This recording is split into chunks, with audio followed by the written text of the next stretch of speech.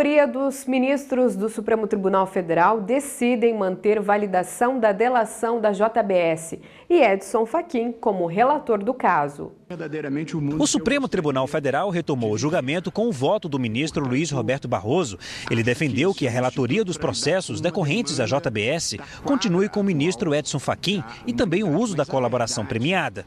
É que na criminalidade do colarinho branco, na criminalidade em que há lavagem de dinheiro, ocultação da trajetória do dinheiro, multiplicação de contas no estrangeiro pela qual circula o dinheiro para disfarçar a titularidade, muitas vezes, sem a colaboração premiada, não é possível a persecução penal. Na sequência, Rosa Weber, Luiz Fux, Dias Toffoli e Ricardo Lewandowski acompanharam o entendimento de Barroso.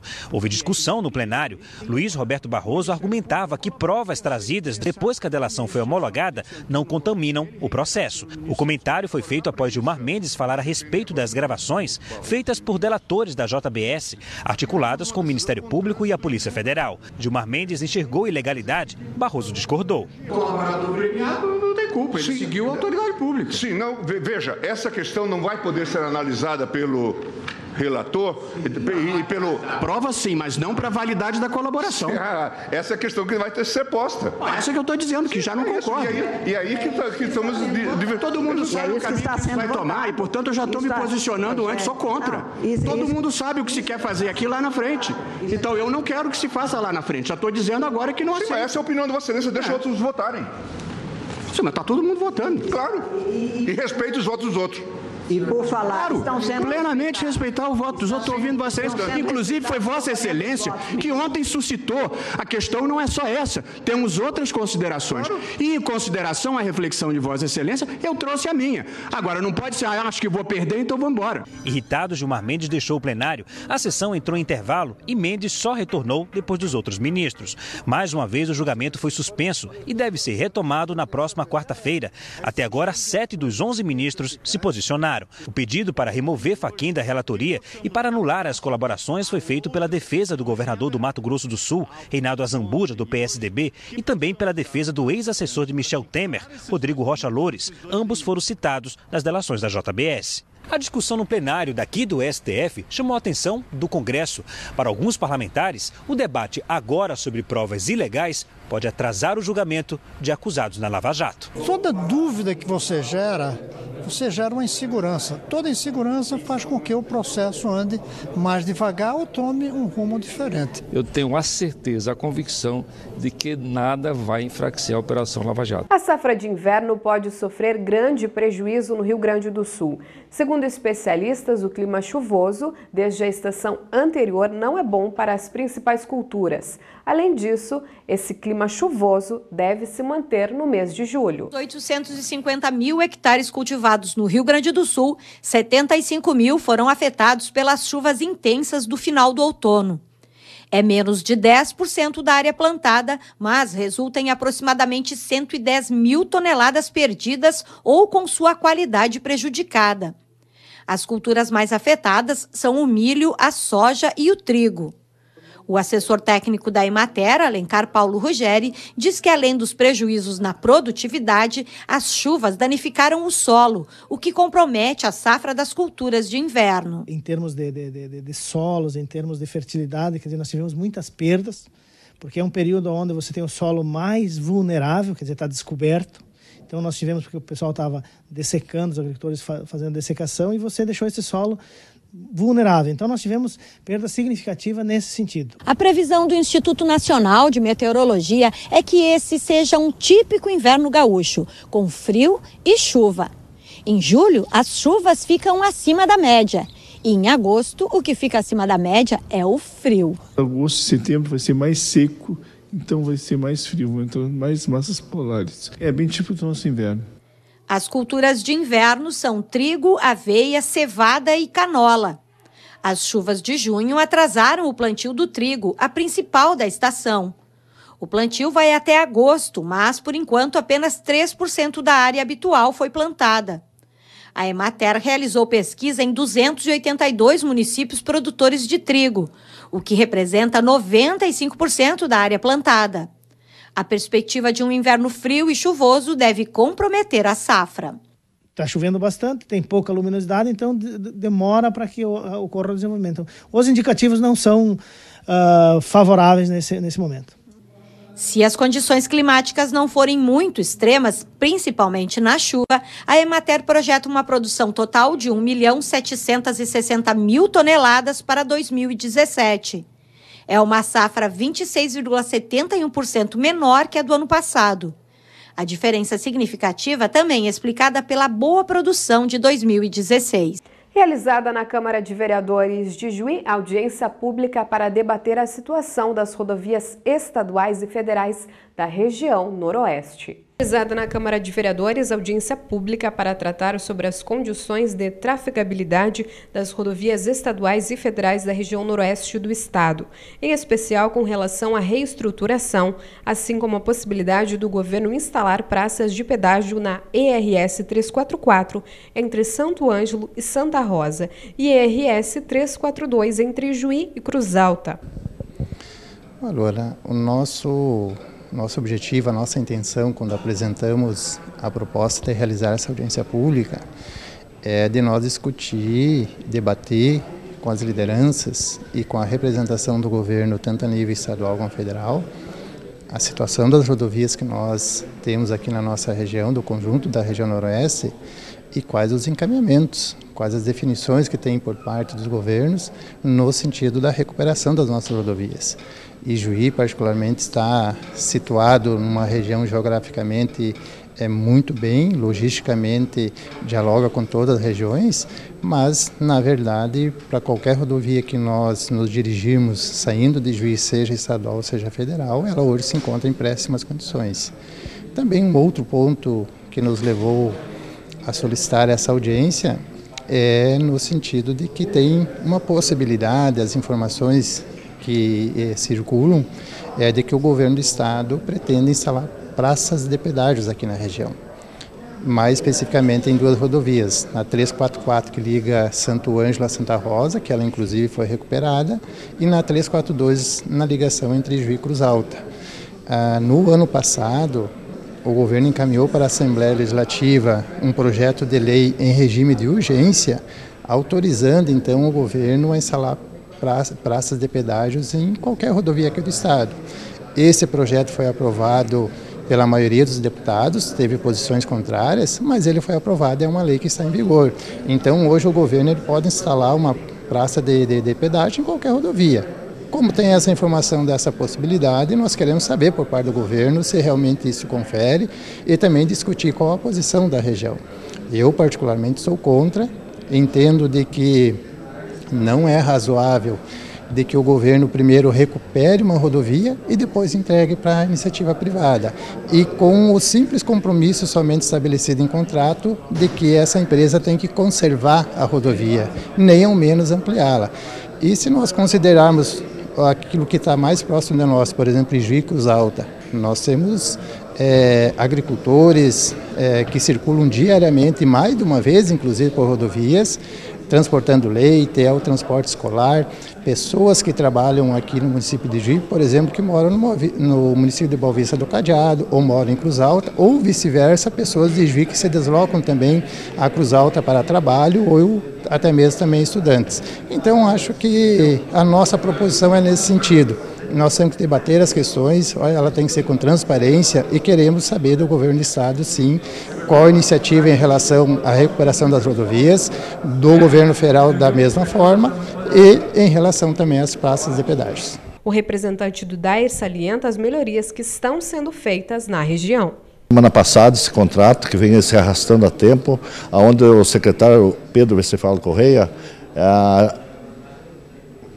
comunicou com o governador e foi liberado semana passada esse contrato, onde nós estamos fazendo comecei uma melhoria total, uma restauração total, em termos de roçada, de pavimento, de limpeza de sarjeta, e esse custo hoje está na base de 7.300.000. E temos a outra que vamos iniciar a semana que vem, a ERS 155, que liga Ijuí a Santo Augusto, onde que vai dar uma extensão de 67 quilômetros, onde o valor será de 24 milhões. E nós temos diversos empreendimentos aqui na região de Santa Tecla a Santiago, Santa Tecla a Joia, Joia a Ijuí, nós temos aqui a Chapeta, nós temos a 522, que liga Ijuí a Gospestano, Gospestano a Joia, onde nós estamos investindo, investimento alto. Tá? Hoje o investimento aqui na região está na base com melhoramento, com restauração, está atingindo quase 50 milhões. Esse para o município é muito importante, porque hoje eu vejo o município de Ijuí, o município regional aqui, que é onde teve 3 secretários hoje, o Pedro Westphal Correia, o Burma, que era o secretário de obras, e o Hernani, então nós estamos bem equipados em termos de região. Eu acho que isso aqui é muito importante para vir nós conversarmos com a sociedade, saber o que o DAI faz, o que a secretaria faz, o que o investimento que o governo faz.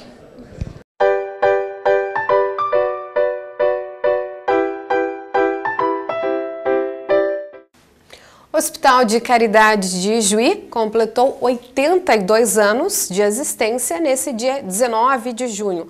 Recebemos então na TV Ijuí o presidente da instituição, senhor Cláudio Mate Martins. Primeiramente, então, seja muito bem-vindo, obrigada por vir até os estúdios da TV Ijuí. Eu que agradeço em nome do hospital, da diretoria do Hospital de Caridade de Ijuí. É uma história longa de 82 anos que começou com a força da comunidade. O hospital surgiu com a força da comunidade em 1935, onde depois de 1940 foi inaugurada a sede. Eu acho que a gente cabe salientar sempre uma diretoria de voluntários, nesse tempo todo, nesses 82 anos, e também o corpo clínico do hospital, sempre envolvido junto com a diretoria, com o funcionamento de toda a nossa instituição. Não podemos deixar de dizer do nosso quadro de funcionários, nossos colaboradores, que é muito importante sempre no dia a dia do Hospital de Caridade de Ijuí, atendendo com toda a sua boa vontade, com a sua sempre trazendo um tratamento resolutivo a todas as pessoas que nos procuram.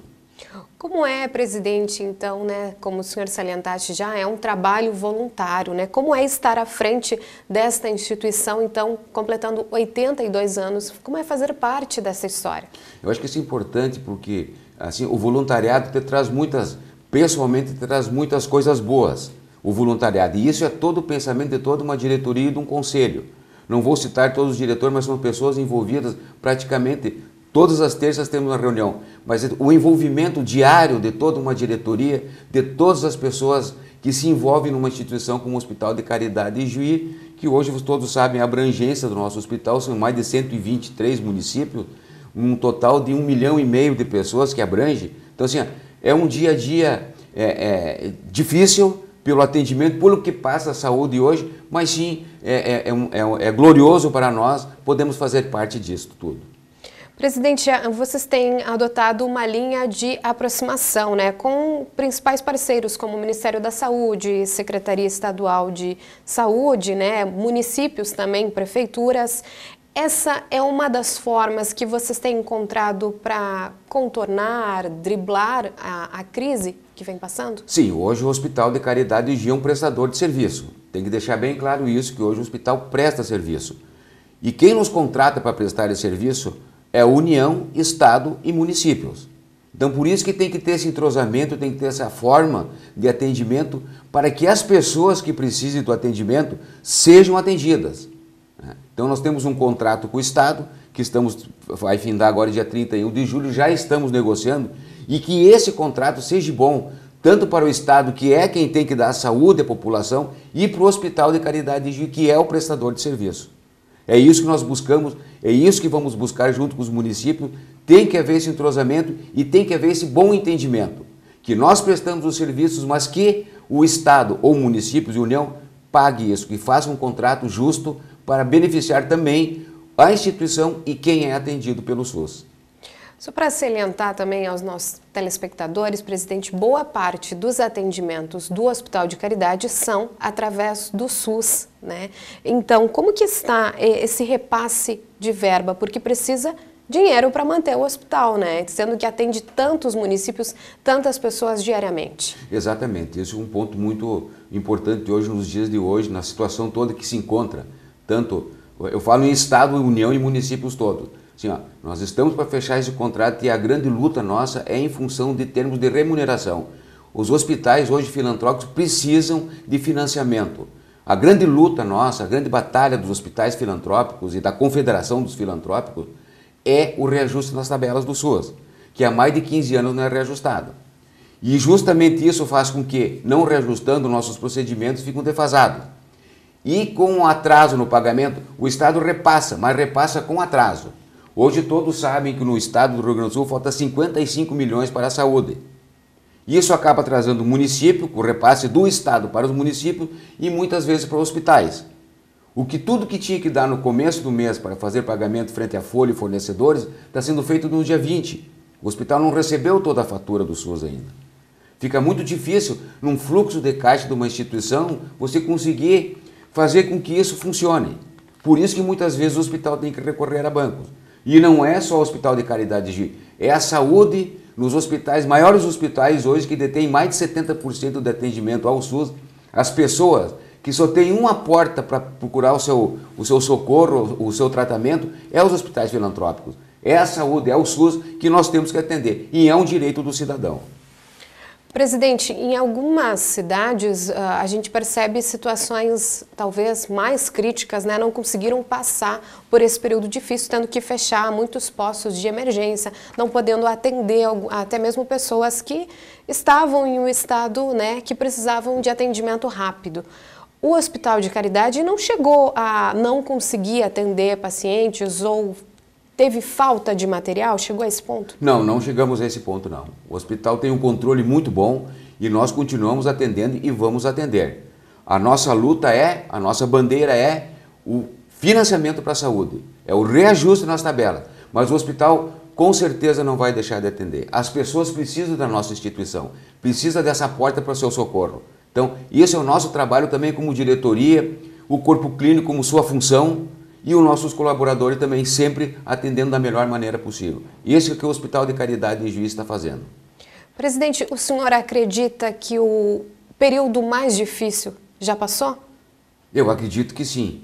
E esperamos no futuro que venha áreas melhores para nossas instituições, principalmente para o nosso Hospital de Caridade de Juiz. A saúde tem que ser prioridade. Em qualquer estado ou município, a saúde tem que ser prioridade. Prioridade, né? Esse é o tema, é o que todo mundo tem pedido, né, presidente? Saúde, educação, segurança pública, mas em Brasília está toda aquela confusão, todo aquele foco, né? Corrupção, é dinheiro. Precisa realmente uma atenção maior dos nossos políticos, do nosso governo para a saúde? Precisa. Nós temos que ver que o que o Estado faz, que é os nossos gestores públicos e digamos assim, nossos políticos, eles têm que ver que não pode ser inverso. A situação, o que a população precisa, o que o povo precisa é disto. Saúde, segurança, educação, infraestrutura, para que isso também não ocorra, esse distanciamento, e as pessoas não estão, os políticos não estão lutando para que isso seja, não estão trabalhando para o povo. Então, isso tem que mudar. No Brasil, tem que mudar. E eu vejo que isso, nessa situação toda que está ocorrendo, vai mudar. As próprias comunidades, o próprio povo brasileiro, o rio-grandense, vai ver que na hora da eleição, quem vai defender o cidadão brasileiro, o cidadão gaúcho. Presidente, hoje aqui o senhor representa, né, o hospital, mas está representando 120 municípios, muitas pessoas que precisam do atendimento do Hospital de Caridade diariamente. Então, dando voz a tantas pessoas, gostaria que o senhor fizesse talvez um apelo, né, aos nossos governantes para que olhem o Hospital de Caridade. Com certeza, eu acho que tem que ver as comunidades, como estão as pessoas dos seus municípios, e que trabalhem, e que peçam junto aos seus representantes políticos um olhar diferente para a saúde, porque isso nós precisamos, tem que acontecer isso aí, e quem vai cobrar somos nós, são as pessoas dos seus municípios, os municípios que cobram dos seus políticos, dos seus gestores públicos. É isso que nós estamos pedindo e com certeza as comunidades se envolvem com o hospital.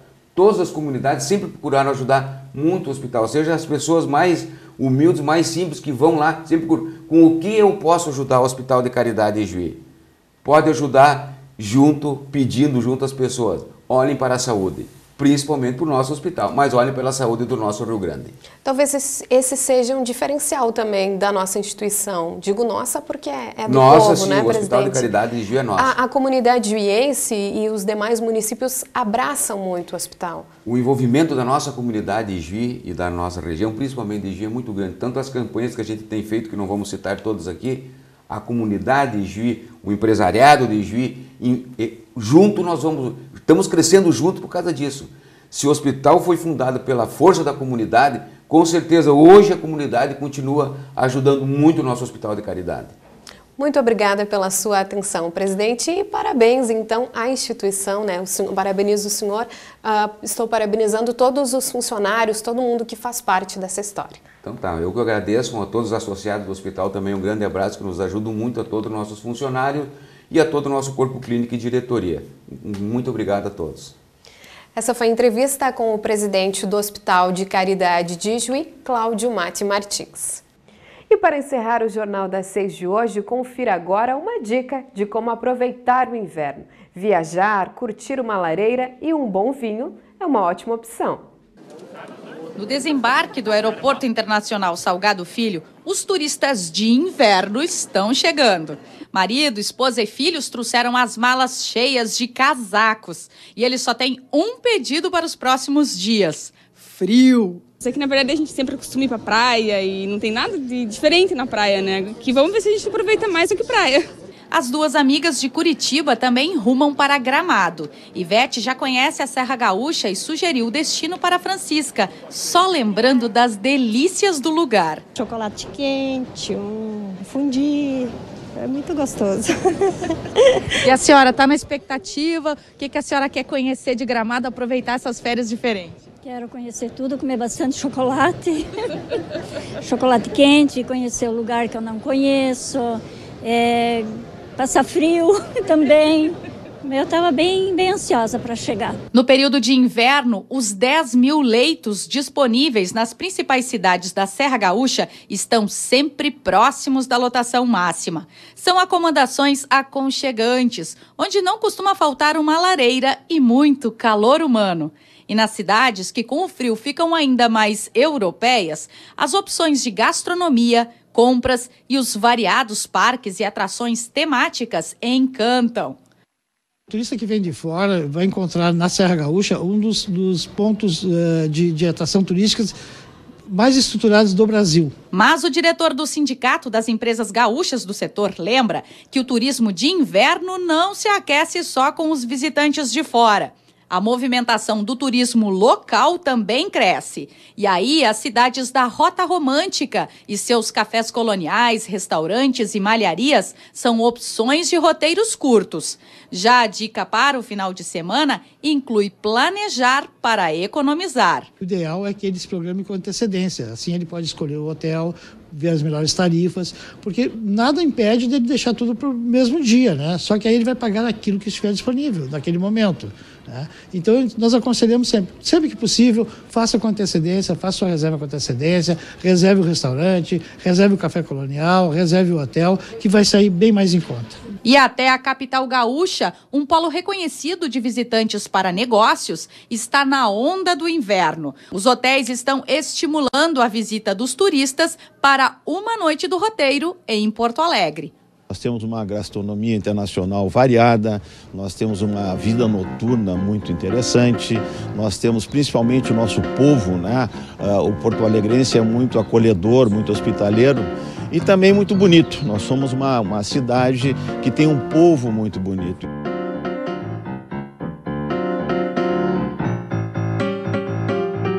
Então essa foi a dica para quem pode e gosta de viajar. Uma boa noite a todos e um ótimo fim de semana.